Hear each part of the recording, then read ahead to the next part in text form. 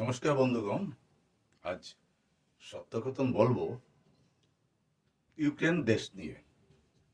তো ইউক্রেনের রাষ্ট্রপতি ভ্লাদিমির জেলেনস্কি পলায়ন, মানে একবার তো উনি পালিয়েছেন, আবারও পালাবেন, সে সম্বন্ধে আজকের সত্যকথন।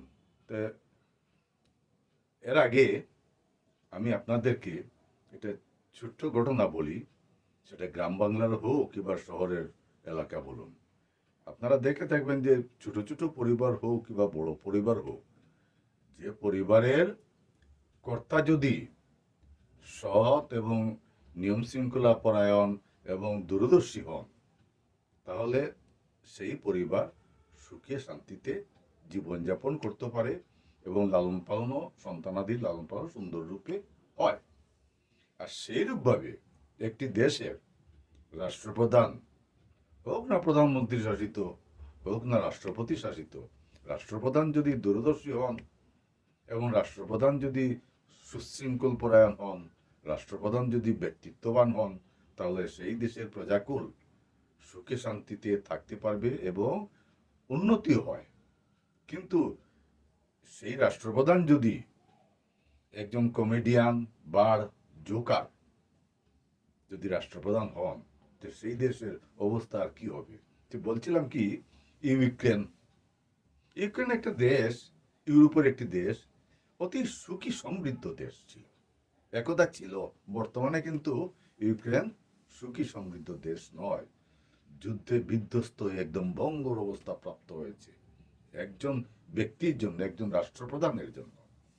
ইউক্রেন আগে ছিল কিন্তু সোভিয়েত ইউনিয়নের অন্তর্গত একটি দেশ, কিন্তু সোভিয়েত ইউনিয়ন ভাঙ্গার পর অন্যান্য দেশের সঙ্গে ইউক্রেনও একটি আলাদা স্বাধীন সার্বভৌম দেশ হিসেবে প্রতিষ্ঠিত হয় এবং সমগ্র ইউরোপের মধ্যে ইউক্রেন দেশ কিন্তু শস্য শ্যামলায় ভরপুর, খনিজ সম্পদেও ভরপুর।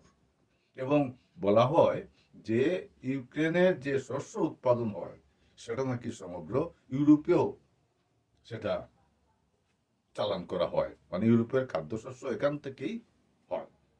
এবং খনিজ সম্পদের মধ্যে মূল্যবান ধাতু, যেটা গ্রাফাইট, লিথিয়াম, যেটা ব্যাটারি বানাতে লাগে, এবং টাইটানিয়াম, কয়লা, তেল, গ্যাস, বিদ্যুৎ, তেল, গ্যাস, এসব। এবং ইউক্রেন দেশটা প্রায় ইউরোপের অন্যান্য দেশ থেকেও প্রায় ভৌগোলিক আয়তনে অনেক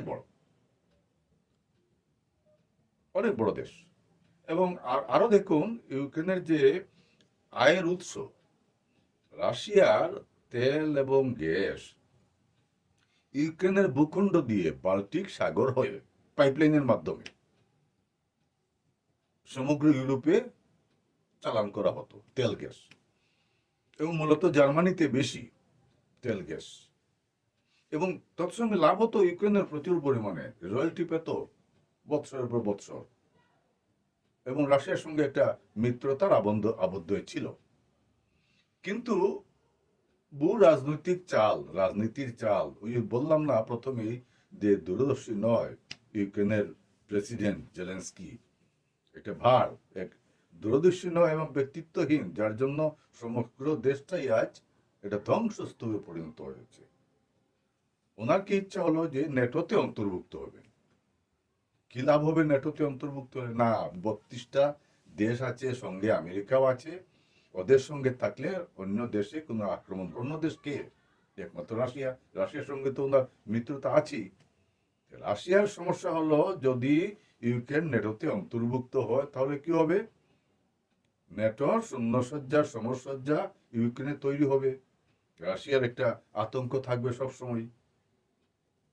রাশিয়া বহুবার বুঝিয়েছে জেলেনস্কিকে, তুমি এসব করো না, নেটোতে যোগদান সদস্য মুক্তির জন্য তোমার আবেদন করার যুক্তি নেই, আমরা মিলেমিশে থাকবো। কিন্তু না, একই জেদ, এই জেদের বশবর্তী হয়ে সমগ্র ইউক্রেনের ধ্বংসের পথে। আবেদন তো করলেন কিন্তু গ্রাহ্য হলো না। তো এর আগেই কিন্তু রাশিয়ার সৈন্যসজ্জা সমরসজ্জা করেছে, অস্ত্র, গোলাবারুদ, ট্যাঙ্ক সমস্ত নিয়ে ইউক্রেনের সীমানায় উপস্থিত। তবুও জেলেনস্কি টনক নড়ে দেয়। তখনও যদি রাশিয়ার সঙ্গে এটা আলাপ আলোচনা সমঝোতার পথে যেত, তাহলে কিন্তু এই যুদ্ধটা, এই 3 বছরের যুদ্ধটা হয় না, এবং এইভাবে ধ্বংস হয় না ইউক্রেন। আর সেই ধ্বংসের আরেক হুতা কিন্তু এই আমেরিকা, প্রচুর বাইডেন সরকার প্রচুর অস্ত্র, গোলাবারুদ, আর্থিক মদত ইউক্রেন দিচ্ছে যে যুদ্ধ করো। আর সেই অবসরে ইউক্রেনের প্রায় অর্ধেক জনগণ পালিয়ে ইউরোপের বিভিন্ন দেশে শরণার্থী হিসাবে আশ্রয় নিচ্ছে বাঁচার তাগিদে। আর বাকি যারা এই দেশে আছে, তারা তো মৃত্যু ভয় হাতে নিয়ে, বিদ্যুৎ নেই, যোগাযোগ ব্যবস্থা নেই, খাবার নেই, যে কোনো সময় মিসাইল হামলায় মৃত্যু হতে পারে, বড় বড় বিল্ডিং, স্কুল, কলেজ, পরিকাঠামো ধ্বংস হচ্ছে একজন ব্যক্তির জন্য। যাই হোক, একটা বোধোদয় হয়েছে আমেরিকার নতুন নতুন রাষ্ট্রপতি, রিপাবলিকান ডোনাল্ড ট্রাম্প। উনি এসেই বলছেন যুদ্ধ বন্ধ করবেন। কিন্তু ততদিনে এই 3 বছরের যুদ্ধের প্রায় 22% জমি রাশিয়া দখল নিয়েছে। তো ট্রাম্প চেষ্টা করছেন, কিন্তু ওনার তো আমেরিকার স্বার্থ দেখবেন।